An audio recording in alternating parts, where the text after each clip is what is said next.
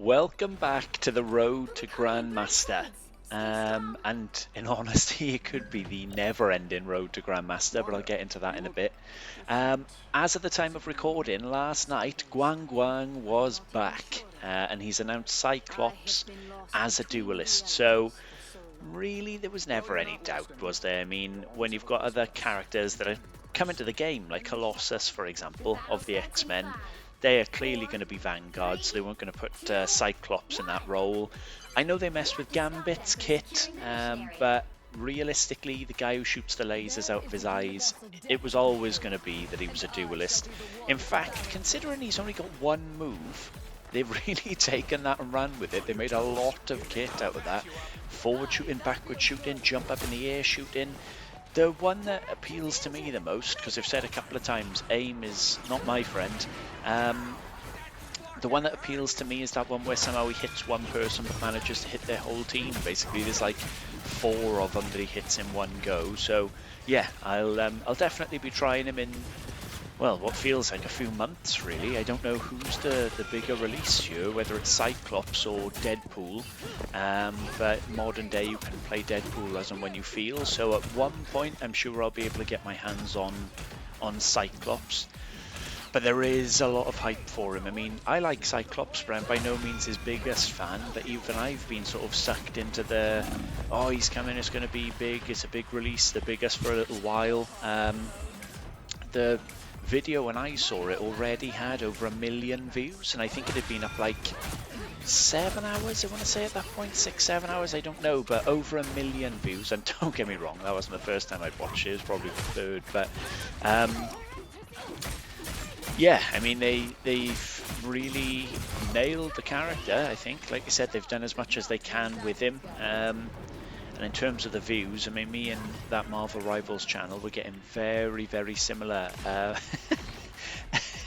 In reality, I think I've posted 3 so far, and at this point, I may as well have just edited them, commented on them, put the commentary over them, and then just saved them to the camera album on my phone and listen myself, because that's pretty much the same. So hopefully, once people start seeing these, they like them and they'll do the classic thing, they go back and they watch and so on. But yeah, back to this. What I mean by the never-ending road, I showed you a video where I was playing Cloak and Dagger and I finally got to Platinum 3. I say finally, it didn't take me that long, but I expected it to be quicker. But yeah, got to Platinum 3 and then a couple of setbacks straight away. So 1 or 2 games that were lost. Notice I only ever post games where I win though, so I guess I've just broken the mystique that I ever lose. But yeah, 1 or 2 lost, and then honestly, I just can't get over. I don't remember this in earlier seasons, particularly obviously the first few, but so many people leaving the games. We had one where the person left within the first 30 seconds, but at least they had the wherewithal to just leave, so we got to end the match. We had another one on this map actually where the person was playing as Penny and they didn't leave, they just left spawn and hid somewhere for the entire game, so we were forced into playing both halves. It was a nightmare, to be honest, an absolute nightmare. But yeah, that set me back a little bit, but here we go.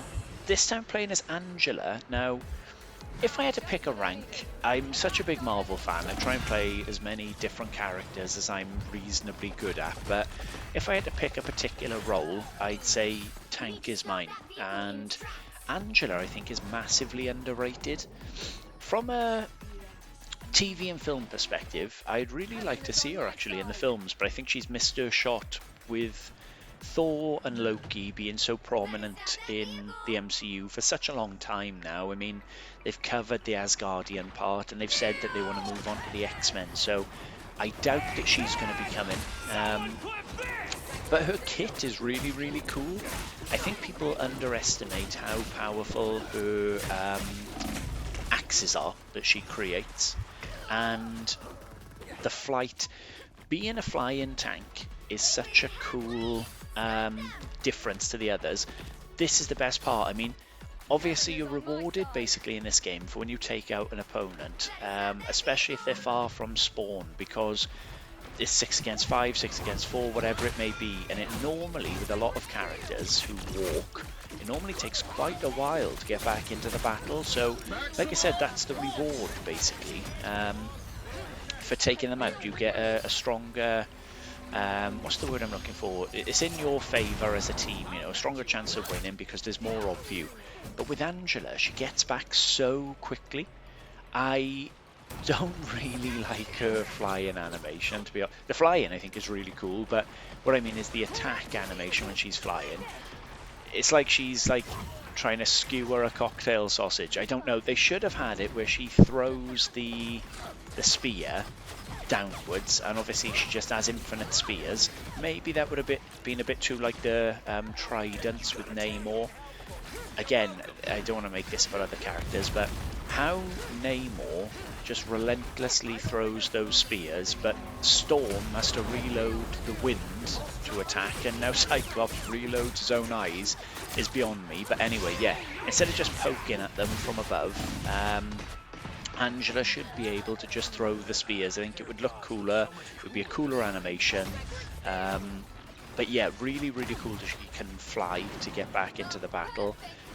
I think that bar in the centre is great, so you know exactly where you are. Once that's full, the first hit that you do basically is going to be the most damaging, etc. Her ult is growing on me. Obviously not the most powerful ult in the game, but it's growing on me. I do like it. I think it's brilliant how she's got that little aura around when she lands on the floor that people are taking continuous damage. One thing that spins me out with her, I don't know if this is the case in, you know, the comics or anything, because I don't know too much about her, but one wing, that's a bold choice really, one wing, because to me that suggests you're flying around in circles. Like, one wing is not designed for straight flight, is it? So the fact that she can do this, fair play to her, you know. It doesn't seem realistic.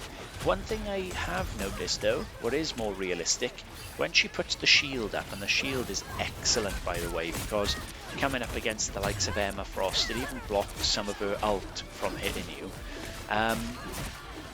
The shield has, it's like an area around the shield that blocks, so it takes a lot of damage, and it makes a little bit more sense than Captain America's shield, because normally he'll be holding that in front of his maybe head and chest, his legs are fully exposed, no one ever hits his legs. I know that's what Spider-Man was alluding to in Civil War, but yeah, no one ever hits his legs, so it makes sense really that Angela's shield is big enough to more or less cover her, which I like.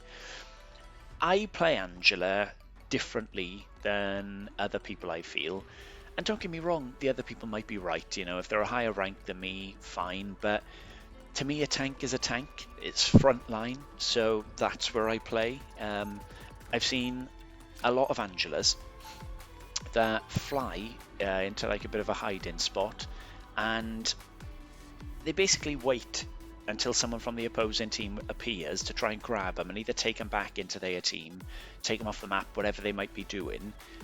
For me, it just wastes so much time. There's a lot of hiding, and you've got to remember, while you were flying around trying to pick off a character or drag them back, it's technically 6 against 5 in the favour of the other team.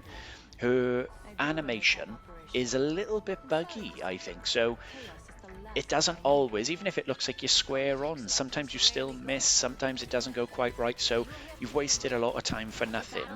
And unless you're quite skilled as an Angela player, you could spend your time doing that and ultimately just get killed anyway, because you're really amongst their team, and if all 6 of them just turn and start attacking, that's it. I mean, it doesn't really matter how skilled you are, so I prefer just being up front as a tank, and I use her R1 ability. I don't know the actual term for it, sorry, but the ability that you'd use to kidnap people.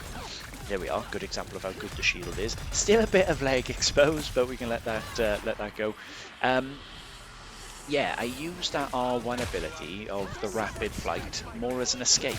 So if you're a good player basically, and you know where the health packs are, between flying to the health packs and flying back into your team, you've pretty much, you know, you've got a strong chance of saving yourself. She does have this little moment where she almost loads up the quick flight, which is a bit annoying, but of course you've got to have these things to make them balanced. So it's like she sort of withdraws the spear, then pushes it forward, and then flies away quickly.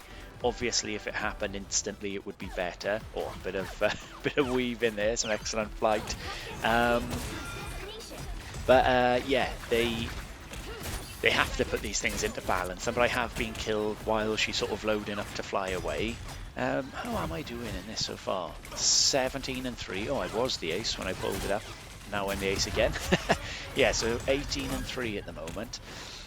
I hadn't played Angela for quite a while, but I do feel like she's a character that overall you can just step back into. So when I got killed a couple of times at the beginning, I was thinking, how's this going to go? But yeah, 17-3. Now this part is quite cool. One tank, one strat on each team. Let's see how it goes. And I think, as you can see, it's going in my favour.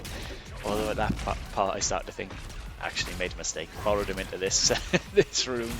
Then when I turned around, there was like 4 of my team. Yeah, so they never had a chance, in fairness.